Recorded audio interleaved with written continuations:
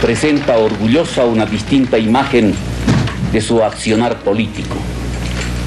A través de este acuerdo histórico se busca sentar sólidas bases para establecer reglas de convivencia entre la oposición y el partido que detenta el control del Poder Ejecutivo.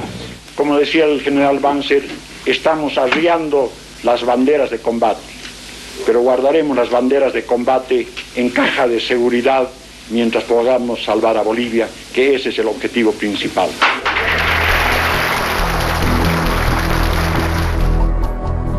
A partir de entonces, Bolivia concibió una nueva realidad. La gobernabilidad dependía de tener una mayoría absoluta en el Congreso. También el gobierno inicia un proceso importantísimo: la apertura de Bolivia al crédito internacional, conversaciones con el Fondo Monetario Internacional, acuerdos con el Club de París, apertura para los créditos que habían sido prácticamente congelados durante el gobierno de la UDP y renegociación de la deuda externa hasta el punto de reducir significativamente nuestro peso en uno de los puntos más graves para el erario nacional. A la 1:30, el directorio del Fondo Monetario Internacional, en su sesión semanal, ha aprobado el programa de stand-by para el gobierno de Bolivia. Pero los planes económicos del gobierno sufrieron un golpe muy importante. En octubre de 1985 se desplomó el mercado de Londres del estaño. A partir de ese momento, las medidas sociales tuvieron que ser mucho más radicales, incluso de las planeadas en el decreto 21060. La racionalización de Comibol hizo que de 30.000 trabajadores se llegara solo a 7.000. El término de relocalizados fue un eufemismo para el despido masivo. La respuesta ante este brutal golpe social se llamó Marcha por la Vida. Compañeros, en estos momentos tan duros para nosotros y nuestras familias, tenemos la necesidad de hacernos sentir y expresar nuestros problemas cara a cara con el gobierno. Nosotros, los mineros de base, compañeros, sabemos que el cierre de las minas ocasionaría el desempleo y la casi desaparición de Oruro y Potosí. Tenemos que llegar hasta la paz, compañeros. En las calles, en las plazas, encontrarán nuestros pechos. Hemos venido de lejos a exigir nuestros derechos. Hemos venido de lejos a exigir nuestros derechos. En los ojos, en las manos. La marcha no pudo revertir el proceso histórico y planteó la realidad. El costo social estaba siendo pagado ya por los trabajadores y por la base de la pirámide. El salario real, que había llegado al ridículo en el gobierno de la UDP, recuperó su poder adquisitivo, pero nunca hasta los niveles de 1980.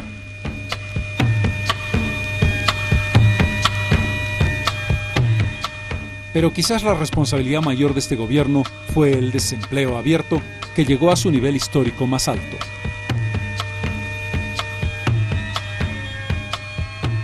Una de las respuestas del gobierno ante el grave desempleo fue la creación del Fondo Social de Emergencia, intensivo en la contratación de mano de obra, que desarrolló una cantidad significativa de proyectos en varias zonas del país. En abril de 1986, el Congreso Nacional tomó una decisión histórica. Había que pedirle cuentas al pasado. Luis García Meza y la dictadura que retrasó todo el proceso democrático fue juzgado. Así lo decidió el Congreso Nacional. El caso pasó a la Corte Suprema de Justicia. Sin embargo, el abogado defensor tenía tiempo para el cinismo. Existió una sola prueba incriminatoria. ¿Dónde está el alzamiento armado? ¿Dónde está la rebelión? El estilo no cambió con el propio Luis García Meza, quien se presentó en Sucre y entre juego de paleta y juego de paleta perdió la memoria. En primer lugar, deniego e ignoro quién o quiénes hayan podido cometer estos delitos. Cualquier decisión que se tomaba dentro de los estados mayores de las Fuerzas Armadas era en forma colegiada, de ninguna manera en forma a título personal. Por lo que yo hago notar al señor presidente y reitero que ignorado y deniego que yo hubiese levantado a las Fuerzas Armadas en sedición. El 5 de septiembre de 1986, el país fue conmocionado con la noticia del crimen del profesor Noel Kempf Mercado y sus acompañantes. Esto desató no solamente en el gobierno de Paz Estenssoro, sino a largo plazo, un escándalo nacional. El crimen, además de despertar la conciencia boliviana a propósito del flagelo del narcotráfico, tuvo su secuela. Que la continuación de la investigación de Huanchaca, que ha quedado indudablemente en una fase muy importante, ya que existen declaraciones que acusan seriamente al ministro del Interior de compromisos con el narcotráfico, de un mayor Quijena, serán llevadas adelante estas investigaciones por las comisiones de la Cámara de Diputados. Es decir, el diputado Salazar, que era parte de la investigación del caso Huanchaca, fue también asesinado. Pero el narcotráfico no se detuvo. El capitán Jaime Paredes presentó ante el Congreso Nacional un video que desató una verdadera tormenta política. Se conoció como los narcovideos. En julio de 1985, Roberto Suárez filmó la llegada de dos personalidades de ADN, el diputado Arce Carpio y el general Vargas Salinas.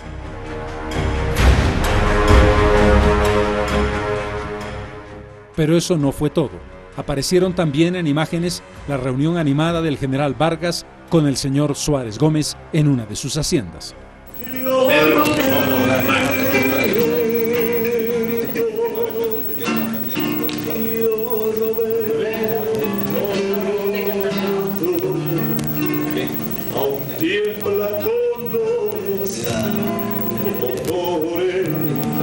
ADN contraatacó. El diputado Juan Lucio presentó fotografías del entonces candidato a la presidencia del MIR, Jaime Paz Zamora, con un hombre acusado de estar vinculado al narcotráfico, el capitán Echavarría.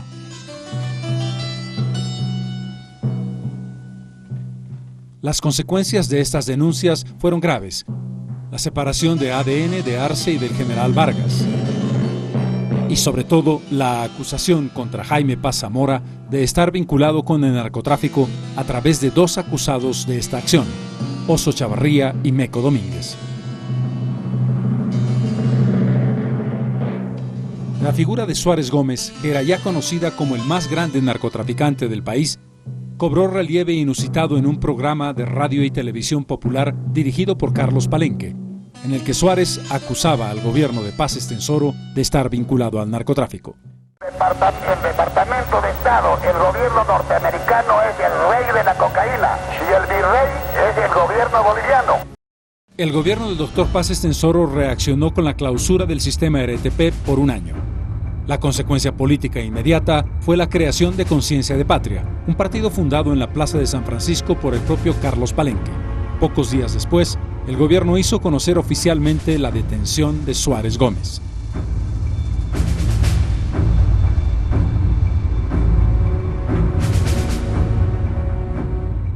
El nivel de mitomanía que se maneja en el ámbito del narcotráfico puede reflejarse en esta conferencia de prensa convocada por Suárez poco después de su detención. En un juicio abierto de cara al pueblo, como gran jurado, ¿no?, le pediría yo al Santo Padre Juan Pablo II, vicario de Cristo en la tierra, que componga el gran jurado, además el propio gobierno de los Estados Unidos y los gobiernos del mundo que quisieran asistir. Que no hay miedo a la muerte. ¿O no, capitán Paredes? No hay miedo a la muerte acá. Tiempo después, Roby Suárez, hijo de Roberto Suárez Gómez, fue asesinado en su casa.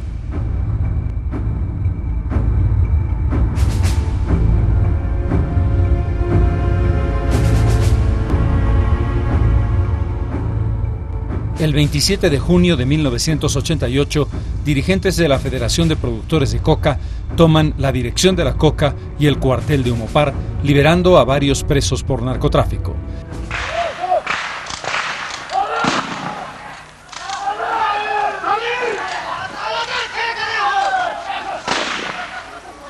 Esa acción es duramente reprimida por las fuerzas del Humopar, cuya intervención deja un saldo de 5 muertos y 6 heridos en uno de los episodios más dramáticos del comienzo de la violencia en la zona del Chapán. ¡Piérdase, carajo! ¡Piérdase, carajo! ¡Piérdase!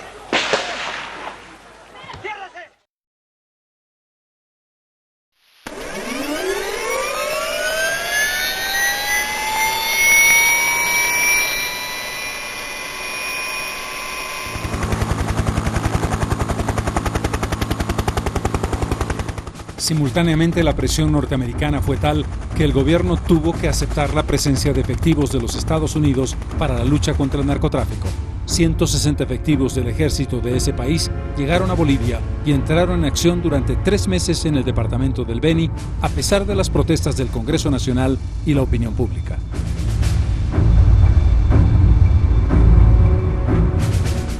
Pero la consecuencia histórica fundamental de todos estos acontecimientos fue la aprobación de la Ley 1008 destinada al combate al narcotráfico.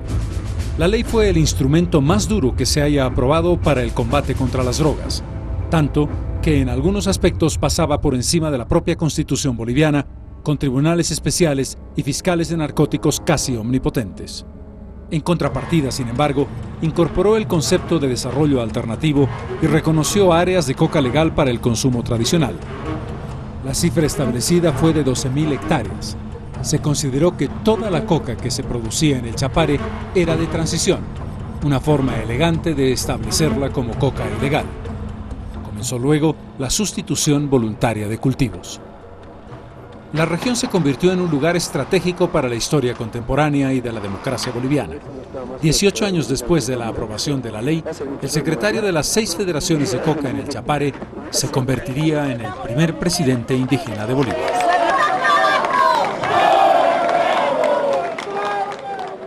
Si bien a partir de la reapertura democrática, Bolivia vive en un clima de paz y estabilidad indiscutible en comparación con otras naciones de América, algunos brotes de violencia generaron preocupación. La llegada de George Shultz, secretario de Estado de los Estados Unidos a Bolivia, dio lugar a un atentado y al nacimiento de un grupo terrorista efímero, Zaratevilca.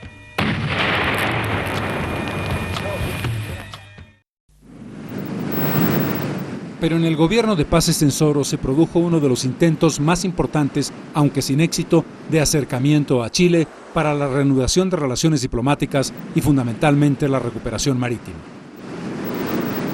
Debemos buscar un camino de entendimiento con Chile.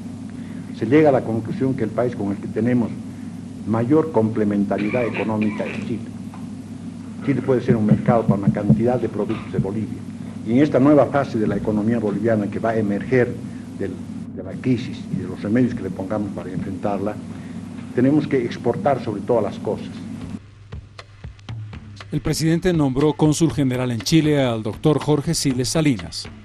El canciller Bedregal se reunió en Montevideo con su colega Jaime del Valle para proponerle una solución al problema marítimo.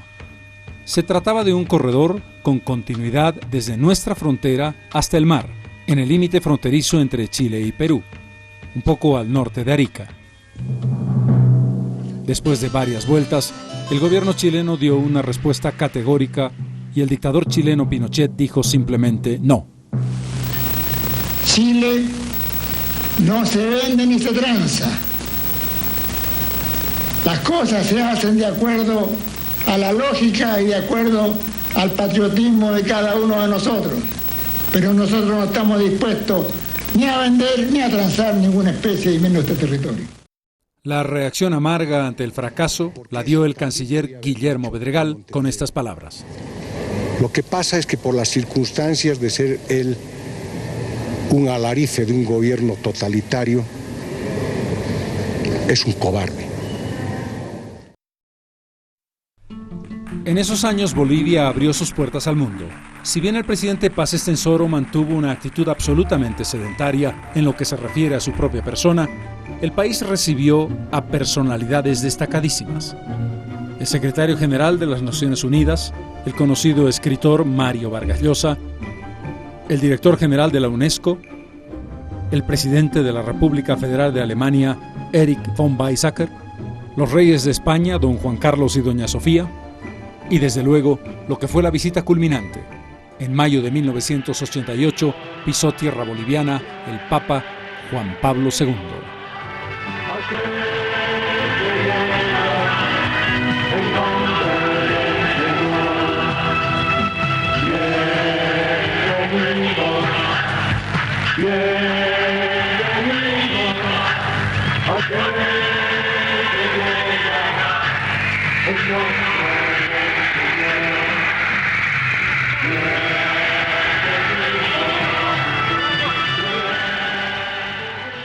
bolivianos sufrimos hambre. No tenemos pan, nuestros hijos lloran por un pedazo de pan. Es por eso que te damos gracias hoy, Padre Santo, por haber aceptado la teología de la liberación.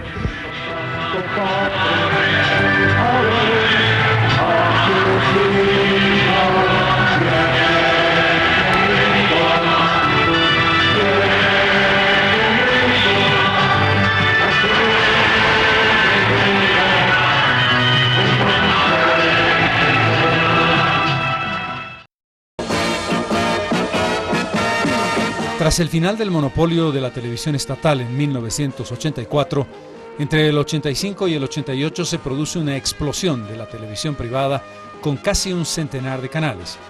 Uno de los ejemplos de cómo la televisión se acercó a la gente fue, por ejemplo, la transmisión de conciertos de uno de los grupos más famosos del folclore nacional, los Carcas.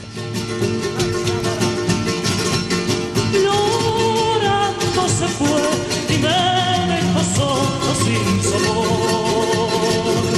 Llorando se fue y me dejó solo sin sabor. Solo estará recordando este amor que el tiempo no puede borrar. Tanto en la contribución a la construcción de un sistema democrático, como en su momento con acciones irresponsables que contribuyeron a procesos de desestabilización política. La experiencia democrática tuvo un punto histórico muy importante en las primeras elecciones municipales realmente directas. Se produjo en diciembre de 1987. Estaba en juego el liderazgo nacional. Allí surgió la emergencia del MIR con opciones de recuperar espacios políticos. Ganó las elecciones ADN con el 25%. El MIR estuvo muy cerca con el 23% tras algunas maniobras inteligentes como la que puso en La Paz a Raúl Salmón como candidato a alcalde municipal. El tercer lugar lo ocupó el MNR.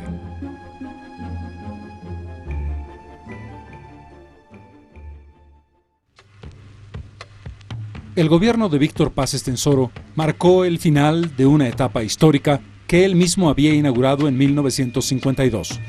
El Estado poderoso y el concepto de la planificación en la economía, el capitalismo de Estado, en suma, son sustituidos por un nuevo paradigma que está acorde con los vientos que corren. El neoliberalismo comenzó a funcionar con el decreto 21060. La estabilidad económica indispensable para salvar a Bolivia del desastre trajo consigo una nueva ideología. Los éxitos en el ajuste estructural tuvieron como contraste resultados terribles en el nivel salarial de los trabajadores, su poder adquisitivo y el nivel de desempleo francamente alarmante. Los intentos de paliar la crisis no fueron suficientes. Fueron las dos caras de la medalla de un gobierno al que se le debe decir que fue responsable porque tuvo que enfrentar una crisis muy difícil, pero que fue implacable para resolverla. Fueron años intensos, qué duda cabe, pero encarados con seriedad y con responsabilidad.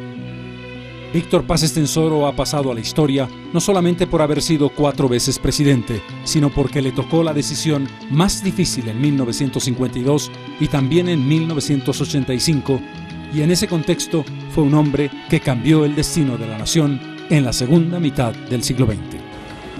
Mi existencia es únicamente un fragmento en la dramática vida de Bolivia, a través de una larga jornada de avances, paralizaciones y retrocesos, luchas y breves saltos para tomar nuevos alientos, y está marcada por una guerra cruenta en defensa de nuestra soberanía. Del mismo modo, lleva la impronta de los años convulsos de una búsqueda política para el cambio profundo de las instituciones por encima de las alternativas meramente personales.